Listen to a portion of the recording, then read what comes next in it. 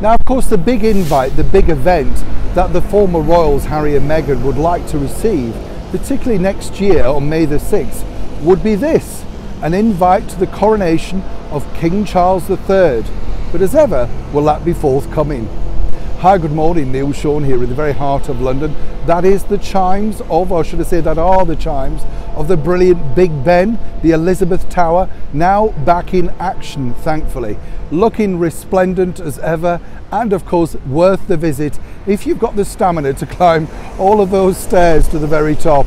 There is a lift apparently, but all those stairs, oh no, I'd need to sit down and a cup of tea at least 4 times halfway up, wouldn't you?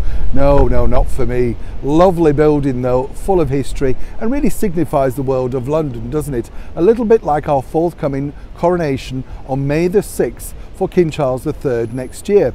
Lots and lots of hype about who will be invited. Will it be a slimmed down coronation? You know, who would be the guests? Who would not be the guests? It's going to be political, isn't it? Because the bottom line is, who you don't invite says a lot about who you do invite. You know, you get the picture.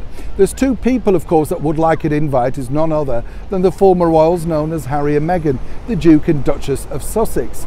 And, you know, they're really not quite sure exactly where they fit in to this brand new expanded monarchy, the brand new monarchy for the 21st century.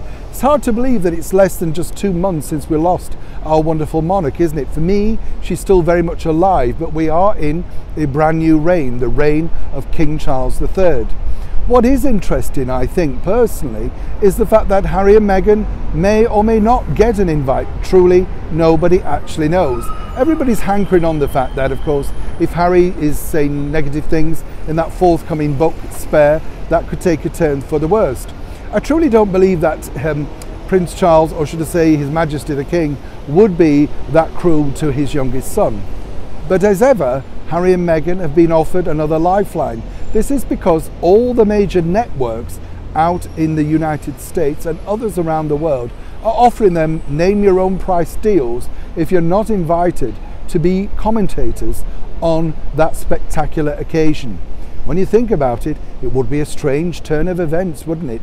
Anybody else really wouldn't have the insight that Prince Harry would have. And more importantly, if those things are now fractured to the point where there's no return, the paycheck could be phenomenal. And as we know with both Harry and Meghan, they have to find a way of financing the lifestyles that they've now grown to become very accustomed to. And would he do it out of spite, simply because he doesn't have the invite that he'd hoped he'd have? Either way, as I say, I've spoken to people at very senior levels in these channels, and they are desperate to sign them up. And the reason why they want to do it very quickly is to make sure they can lock it down and start to do some promo.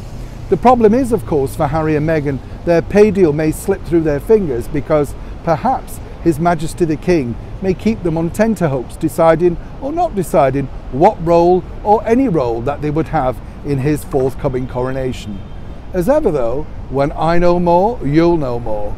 Neil Sean in the very heart of Big Ben, London.